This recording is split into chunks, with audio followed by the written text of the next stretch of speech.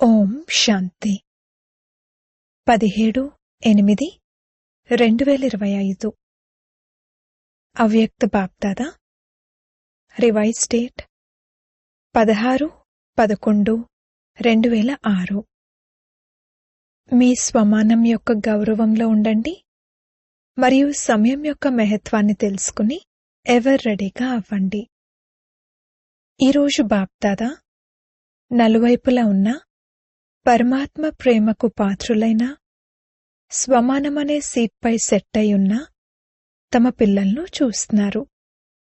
Seat పైనైతే పిల్లలందరూ set అయి ఉన్నారు, కానీ కొందరు పిల్లలు ఏకాగ్ర స్థితిలో సెట్ అయి ఉన్నారు మరియు కొందరు పిల్లలు సంకల్పాలలో కొంచెం కొంచెం అప్సెట్ అయి ఉన్నారు, మానసిక అలజడిలో ఉన్నారు. బాప్దాదా వర్తమాన సమయం అనుసారంగా పిల్లలు ప్రతి ఒక్కరిని ఏకాగ్రత రూపంలో స్వమానధారి స్వరూపంలో సదా చూడాలనుకుంటున్నారు. పిల్లలందరూ కూడా ఏకాగ్రత స్థితిలో స్థితులవ్వాలనే కోరుకుంటున్నారు. తమ భిన్న భిన్న స్వమానాల గురించి తెలుసు కూడా, ఆలోచిస్తారు కూడా, కాని ఏకాగ్రతను అలజడిలోకి తీసుకొస్తారు. సదా ఏకరస స్థితి అనేది తక్కువగా ఉంటుంది. అనుభవం అవుతుంది మరియు ఈ స్థితిని కోరుకుంటారు కూడా, కాని ఈ స్థితి అప్పుడప్పుడు మాత్రమే అన్నట్లు ఎందుకుంటుంది? కారణమేమిటి? సదా అటెన్షన్ పెట్టడంలో లోపము. ఒకవేళ స్వమానాల లిస్ట్ తయారు చేసినట్లయితే అది ఎంత పెద్దదిగా ఉంటుంది. అన్నింటికంటే మొదటి స్వమానం ఏమిటంటే, ఏ తండ్రినైతే స్మృతి చేస్తూ ఉండేవారో వారికి డైరెక్ట్ పిల్లలుగా అయ్యారు. నంబర్ 1 సంతానంగా ఉన్నారు. బాప్దాదా కోట్లలో కొద్దిమంది అయిన పిల్లలైన మిమ్మల్ని ఎక్కడెక్కడి నుండో ఎంచుకుని తమవారిగా చేసుకున్నారు. 5 ఖండాల నుండి డైరెక్ట్గా బాబా పిల్లలను తమవారిగా చేసుకున్నారు. ఇది ఎంత పెద్ద స్వమానము! సృష్టి రచయిత యొక్క మొదటి రచన మీరు. ఈ స్వమానం గురించి తెలుసు కదా. బాప్దాదా తనతో పాటుగా పిల్లలైన మిమ్మల్ని కూడా మొత్తం విశ్వంలోని ఆత్మలకు పూర్వజులుగా తయారు చేశారు. మీరు విశ్వానికి పూర్వజులు, పూజ్యులు. బాప్దాదా పిల్లలు ప్రతి ఒక్కరిని విశ్వానికి ఆధారమూర్తులుగా, ఉదాహరణమూర్తులుగా తయారు చేశారు. ఆ నష ఉందా? అప్పుడప్పుడు ఆ నష కొంచెం తక్కువైపోతూ ఉంటుంది. ఆలోచించండి, అన్నిటికంటే అమూల్యమైన సింహాసనాన్ని, మొత్తం కల్పంలో మరెవరికి ఇటువంటి అమూల్యమైన సింహాసనం లభించదు. అటువంటి పరమాత్మ సింహాసనాన్ని, ప్రకాశ కిరీటాన్ని, స్మృతి తిలకాన్ని ఇచ్చారు. నేను ఎవరిని అన్న స్మృతి వస్తూ ఉంది కదా. నా స్వమానమేమిటి? నష ఎక్కుతూ ఉంది కదా. మొత్తం కల్పంలో సత్యుగ సింహాసనం ఎంత అమూల్యమైనది. అయినా కాని పరమాత్మ హృదయ సింహాసనం అనేది పిల్లలను మీకే ప్రాప్తిస్తుంది. బాప్దాదా సదా చివరి నంబర్లోని బిడ్డను కూడా ఫరిష్తా నుండి దేవతగా అయ్యే స్వరూపంలోనే చూస్తారు. ఇప్పుడిప్పుడే బ్రాహ్మణులుగా, బ్రాహ్మణుల నుండి ఫరిష్తాగా, ఫరిష్తా నుండి దేవతగా అవ్వాల్సిందే. మీ స్వమానం తెలుసా? ఎందుకంటే బాప్దాదాకు తెలుసు, స్వమానాన్ని మర్చిపోయిన కారణంగానే దేహభానము, దేహాభిమానము వస్తుంది. అలజడి చెందుతారు, వ్యాకుల పడతారు కూడా. దేహ అభిమానం లేక దేహభానం వచ్చినప్పుడు ఎంత అలజడి చెందుతారో, వ్యాకుల పడతారో బాప్దాదా చూస్తారు. అందరూ అనుభవీలే కదా. స్వమానపు నషాలో ఉండటం మరియు ఈ నష నుండి దూరమై అలజడిలో, వ్యాకులతలో ఉండటం, ఈ రెండింటి గురించి మీకు తెలుసు. బాప్దాదా చూస్తున్నారు, పిల్లలందరిలో మెజారిటీ నాలెడ్జ్ఫుల్గా అయితే చాలా బాగా అయ్యారు, కానీ పవర్ఫుల్గా లేరు, పర్సంటేజ్లో ఉన్నారు. బాప్దాదా పిల్లలు ప్రతి ఒక్కరిని తమ సర్వ ఖజానాలకు బాలకుల నుండి యజమానులుగా తయారు చేశారు. అందరికీ సర్వ ఖజానాలను ఇచ్చారు. ఎక్కువ తక్కువ ఇవ్వలేదు. ఎందుకంటే లెక్కలేనంత ఖజానా ఉంది, అనంతమైన ఖజానా ఉంది. అందుకే పిల్లలు ప్రతి ఒక్కరిని అనంతమైన బాలకుల నుండి యజమానులుగా తయారు చేశారు. తండ్రి అనంతమైన వారు, ఖజానా అనంతమైనది. కనుక ఇప్పుడు మిమ్మల్ని మీరు చెక్ చేసుకోండి. మీ వద్ద కూడా అనంతమైన ఖజానా ఉందా? సదాకాలం ఉంటుందా, లేక అప్పుడప్పుడు ఏదైనా దొంగలించబడుతుందా, మాయమైపోతుందా? బాబా ఎందుకు అటెన్షన్ ఇప్పిస్తున్నారు? అలజడి చెందొద్దు, వ్యాకుల పడద్దు. స్వమానమనే సీట్పై సెట్ అయి ఉండండి. అప్సెట్ అవ్వద్దు. మానసిక అలజడికి లోనవ్వద్దు. 63 జన్మలైతే మానసిక అలజడిని అనుభవం చేశారు కదా. ఇప్పుడింకా అనుభవం చేద్దామనుకుంటున్నారా? అలసిపోలేదా? ఇప్పుడు స్వమానంలో ఉండండి, అనగా మీ ఉన్నతోన్నతమైన గౌరవంలో ఉండండి. ఎందుకని? ఎంత సమయం గడిచిపోయింది? 70వ సంవత్సరాన్ని జరుపుకుంటున్నారు కదా. కనుక స్వయాన్ని గురించిన అవగాహన అనగా స్వమానం గురించిన అవగాహన అనగా స్వమానంలో స్థితులవ్వడం. సమయం అనుసారంగా ఇప్పుడు సదా అన్న పదాన్ని ప్రాక్టికల్ జీవితంలోకి తీసుకురండి. పదాన్ని అండర్లైన్ చేయడం కాదు, దానిని ప్రాక్టికల్ జీవితంలో అండర్లైన్ చేయండి. అలా ఉండాలి, ఉంటాము, చెయ్యడమైతే చేస్తున్నాము, చేసేస్తాము. ఇవి అనంతమైన బాలకుల నుండి యజమానులుగా అయ్యేవారి మాటలు కావు. ఇప్పుడు ప్రతి ఒక్కరి హృదయం నుండి పొందాల్సిందేదో పొందేశాము అన్న అనంతమైన నాదం వెలువడాలి. పొందుతూ ఉన్నాము అన్న మాటను అనంతమైన ఖజానా కల అనంతమైన తండ్రి యొక్క పిల్లలు అనలేరు. పొందేశాము అని అనాలి. బాబ్దాదాను పొందారు, నా బాబా అని అన్నారు, స్వీకరించారు. వారిని తెలుసుకున్నారు కూడా, మరియు స్వీకరించారు కూడా. కనుక పొందేశాము అన్న ఈ అనంతమైన నాదం వెలువడుతూ ఉండాలి. ఎందుకంటే బాప్దాదాకు తెలుసు, పిల్లలు స్వమానంలో అప్పుడప్పుడు ఉంటున్న కారణంగా సమయం యొక్క మహత్వాన్ని కూడా స్మృతిలో తక్కువగా ఉంచుకుంటారు. ఒకటేమో స్వయం యొక్క స్వమానం, మరొకటి సమయం యొక్క మహత్వం. మీరు సాధారణమైన వారు కారు, మీరు పూర్వజులు. మీలోని ఒక్కొక్కరూ విశ్వంలోని ఆత్మలకు ఆధారము. కావున ఆలోచించండి, ఒకవేళ మీరే అలజడిలోకి వచ్చినట్లయితే విశ్వంలోని ఆత్మల పరిస్థితి ఎలా ఉంటుంది? మహారథులుగా పిలువబడే వారిపైనే విశ్వం ఆధారపడుంది అని అనుకోకండి. కొత్త వారైనా సరే.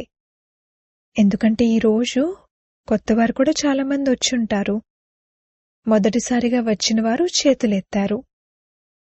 కొత్తవారు వీరు హృదయపూర్వకంగా నా బాబా అని స్వీకరించారు. స్వీకరించారా? కొత్తగా ఎవరైతే వచ్చారో వారు స్వీకరించారా? తెలుసుకోవటం కాదు, నా బాబా అని ఎవరైతే స్వీకరించారో వారు చేతులెత్తండి. చేతిని బాగా పైకెత్తండి. కొత్తవారు చేతులెత్తుతున్నారు. పాతవారైతే పక్కాగానే ఉన్నారు కదా. ఎవరైతే హృదయపూర్వకంగా నా బాబా అని స్వీకరించారో, మరియు బాబా కూడా ఎవరినైతే నా పిల్లలు అని స్వీకరించారో వారందరూ బాధ్యులే. ఎందుకని? ఎప్పటినుండైతే మీరు నేను బ్రహ్మకుమారుడను నేను బ్రహ్మకుమారిని అని అంటూ వచ్చారో, మీరు బ్రహ్మకుమారులు బ్రహ్మకుమారిలా, లేక శివకుమారులు శివకుమారిలా, లేక ఇద్దరూనా? అలా అయితే మరి బంధింపబడిపోయారు. బాధ్యతా కిరీటం తలపైకొచ్చేసింది.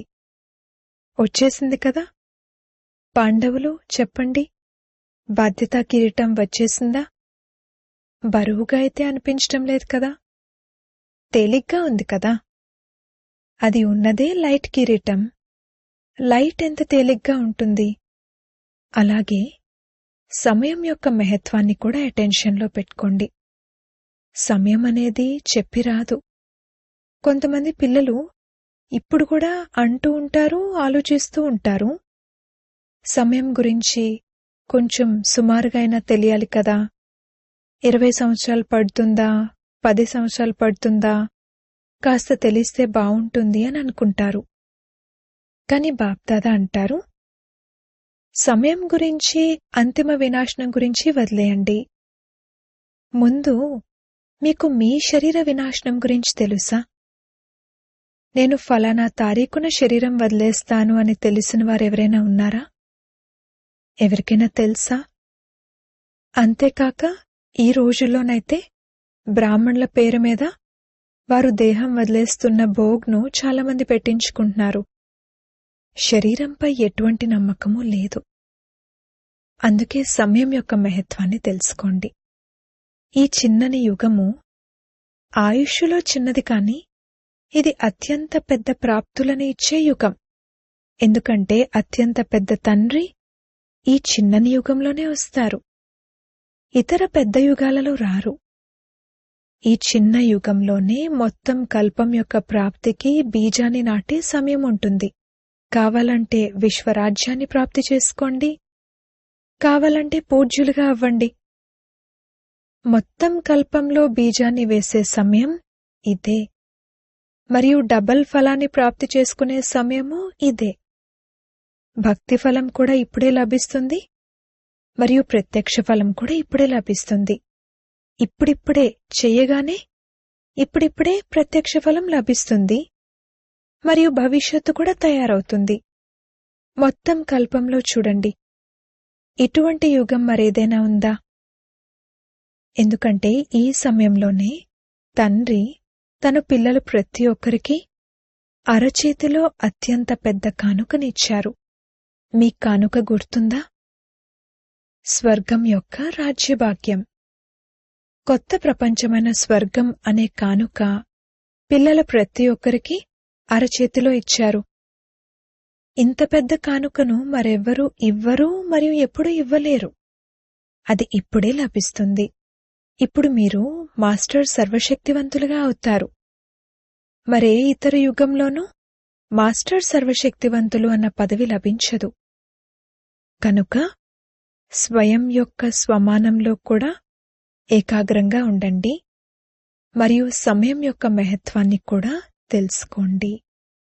స్వయం మరియు సమయం. స్వయం యొక్క స్వమానం, సమయం యొక్క మహత్వం. నిర్లక్ష్యులుగా అవ్వకండి. 70 సంవత్సరాలు గడిచిపోయాయి. ఇప్పుడు కూడా ఒకవేళ నిర్లక్ష్యులుగా అయినట్లయితే మీ ప్రాప్తిని చాలా తగ్గించేసుకుంటారు. ఎందుకంటే ఎంత ముందుకు వెళ్తూ ఉంటారో అంతగానే ఒక రకమైన నిర్లక్ష్యం వస్తుంది. చాలా బావున్నాము, చాలా బాగా నడుస్తున్నాము, చేరుకుంటాంలే, వెనకేమీ ఉండిపోము, కావాలంటే చూడండి, అయిపోతుందిలే, ఇలా నిర్లక్ష్యం వస్తుంది. రెండవది, రాయల్ రూపంలోని సోమరితనం వస్తుంది. నిర్లక్ష్యం మరియు సోమరితనం. ఎప్పుడో అన్న పదాన్ని ఉపయోగించడం అంటే సోమరితనం. ఇప్పుడు అన్న పదాన్ని ఉపయోగించడం అంటే త్వరిత దానం మహాపుణ్యం అవుతుంది. ఇప్పుడు ఈ రోజు మొదటి టర్న్ కదా, కనుక బాప్దాదా అటెన్షన్ ఇప్పిస్తున్నారు.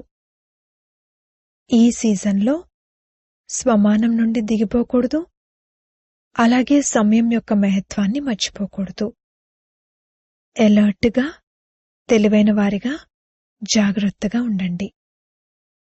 ప్రియమైన వారు కదా, ఎవరిపైనైతే ప్రేమ ఉంటుందో వారిలోని ఏ కొంచెం బలహీనతనైనా లోపాన్నైనా చూడలేరు.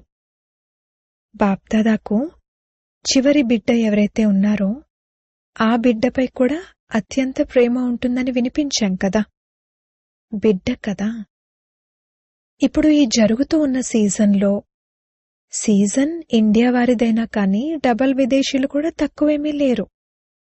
బాప్దాదా చూశారు, డబల్ విదేశీయులు లేని టర్న్ అంటూ ఏదీ ఉండదు. ఇది వారి అద్భుతం. డబల్ విదేశీయులు ఇప్పుడు చేతులెత్తండి. ఎంతమంది ఉన్నారో చూడండి. స్పెషల్ సీజన్ అయిపోయింది, అయినా కూడా చూడండి ఎంతమంది ఉన్నారో. అభినందనలు. మంచిది, రండి. చాలా చాలా అభినందనలు. మరి ఇప్పుడేం చేయాలో విన్నారా? ఈ సీజన్లో ఏమేం చేయాలి అన్నదాని గురించి హోంవర్క్ ఇచ్చేశాము. స్వయాన్ని రియలైజ్ అవ్వండి. స్వయాన్నే రియలైజ్ అవ్వండి, ఇతరులను కాదు. మరియు నిజమైన బంగారంగా అవ్వండి. ఎందుకంటే బాప్దాదా భావిస్తారు, ఎవరైతే నా బాబా అని అన్నారో వారు తోడుగా వెళ్తారు. ఊరేగింపులో కలిసిపోయి వెళ్లటం కాదు. బాప్దాదాతో పాటుగా శ్రీమతం అనే చేతిని పట్టుకుని తోడుగా వెళ్ళాలి. మరియు తర్వాత బ్రహ్మబాబాతో పాటు మొదట రాజ్యంలోకి రావాలి. కొత్త ఇంట్లో ఉన్నప్పుడే మజా వస్తుంది కదా. ఒక్క నెల గడిచిపోయినా సరే దానిని ఒక నెల పాతది అని అంటారు. కొత్త ఇల్లు, కొత్త ప్రపంచము, కొత్త పద్ధతులు, కొత్త ఆచార వ్యవహారాలు మరియు బ్రహ్మబాబాతో పాటు రాజ్యంలోకి రావాలి. బ్రహ్మబాబాపై మాకు చాలా ప్రేమ ఉంది అని అందరూ అంటారు కదా. మరి ప్రేమ ఉంది అన్నదానికి గుర్తేమిటి? తోడుగా ఉండాలి, తోడుగా వెళ్ళాలి, తోడుగా రావాలి. ఇదే ప్రేమ ఉంది అన్నదానికి రుజువు. ఇష్టమేనా? తోడుగా ఉండడం, తోడుగా వెళ్ళడం, తోడుగా రావడం ఇష్టమేనా? ఇష్టమేనా? మరి ఇష్టమైన దాన్ని ఎవరైనా వదిలేస్తారా? అందుకే బాబాకు పిల్లలు ప్రతి ఒక్కరి పట్ల ప్రీతి యొక్క రీతి ఏమిటంటే పిల్లలు తోడుగా వెళ్ళాలి, అంతేకాని వెనక వెనక కాదు. ఒకవేళ ఏదైనా ఖాతా మిగిలిపోయి ఉంటే ధర్మరాజుపురిలో శిక్షలు తినటం కోసం ఆగాల్సొస్తుంది. చేతిలో చెయ్యి ఉండదు, వెనక వెనక వస్తారు. మజా ఎందులో ఉంది?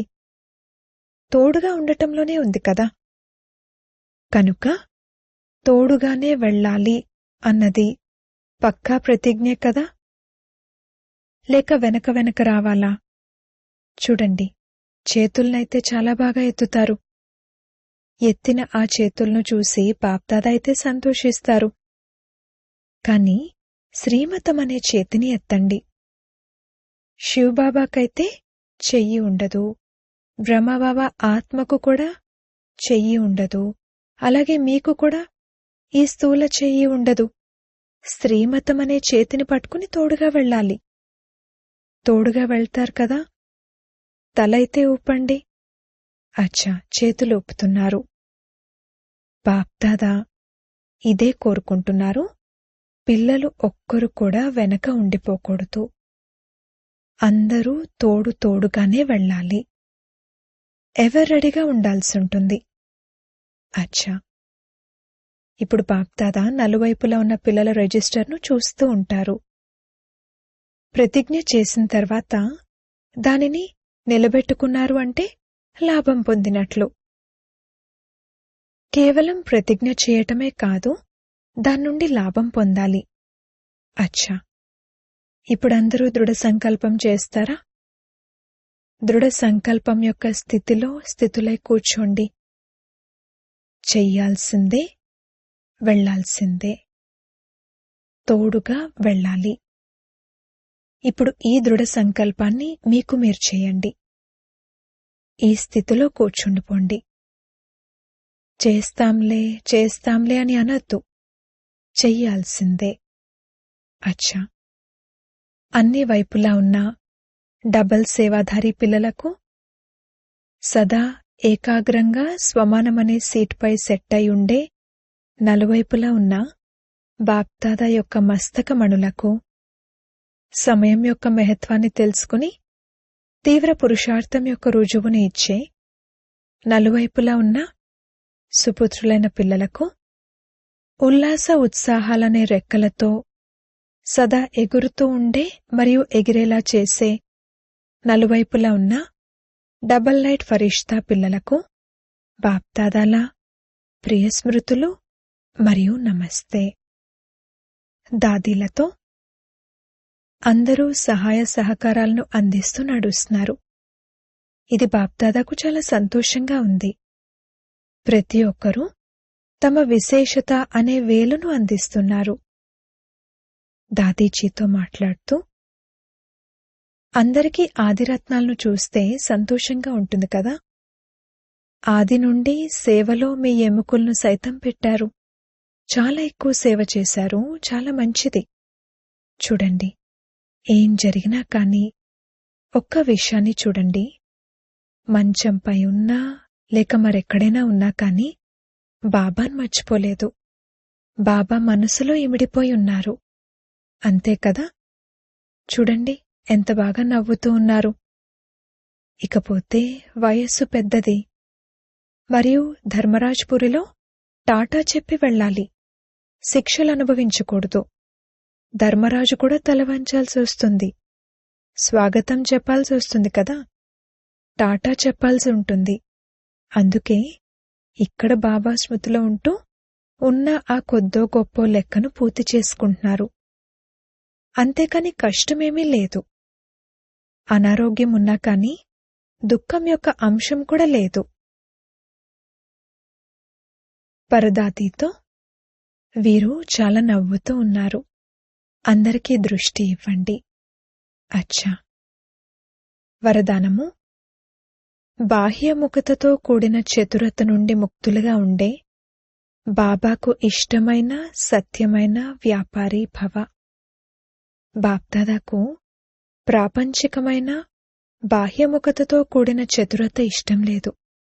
భగవంతుడు అమాయకులకు చెందినవాడు అనంటారు. చతురుడైన ఆ తండ్రికి అమాయకులైన పిల్లలంటేనే ఇష్టం.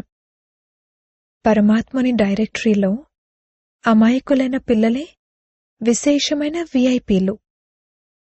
ఎవరి వైపుకైతే ప్రపంచంలోని వారి దృష్టి వెళ్లదో వారే బాబాతో వ్యాపారం చేసి పరమాత్మని నయనాలలోని సితార్లుగా అయిపోయారు. అమాయకులైన పిల్లలే నా బాబా అని హృదయపూర్వకంగా అంటారు. ఒక్క క్షణపు ఈ ఒక్క మాటతోనే లెక్కలేనన్ని ఖజానాల వ్యాపారం చేసే సత్యమైన వ్యాపారస్తులుగా అయిపోయారు. స్లోగన్. సర్వుల స్నేహాన్ని ప్రాప్తి చేసుకోవాలంటే నోటి ద్వారా సదా మధురమైన మాటల్నే మాట్లాడండి. అవ్యక్త ప్రేరణలు. సహజ యోగులుగా అవ్వాలంటే పరమాత్మ ప్రేమ యొక్క అనుభవజ్ఞులుగా అవ్వండి. ఎవరైతే సదా బాబా స్మృతిలో లవలీనులై ఉంటారో, అనగా ఇమిడిపోయి ఉంటారో, అటువంటి ఆత్మల నయనాలలో మరియు నోటి ద్వారా మాట్లాడే ప్రతి మాటలో బాబా ఇమిడి ఉన్న కారణంగా వారి నుండి శక్తి స్వరూపానికి బదులుగా సర్వశక్తివంతుడు కనిపిస్తారు. ఏ విధంగా ఆది స్థాపన సమయంలో బ్రహ్మ రూపంలో సదా శ్రీకృష్ణుడు కనిపించేవారో, అలా పిల్లలైన మీ ద్వారా సర్వశక్తివంతుడు కనిపించాలి. సూచన. ఈరోజు ఇది నెలలోని 3వ ఆదివారము. రాజయోగి తపస్వి సోదర సోదరీలందరూ సాయంత్రం 6:30 నుండి 7:30 గంటల వరకు విశేషంగా యోగాభ్యాస సమయంలో మీ పూర్వజతనం యొక్క స్వమానంలో స్థితులై కల్పవృక్షపు వేర్లలో కూర్చుని పూర్తి వృక్షానికి శక్తిశాలి యోగదానాన్ని ఇస్తూ మీ వంశావళికి దివ్య పాలన చేయండి. ఓం శాంతి.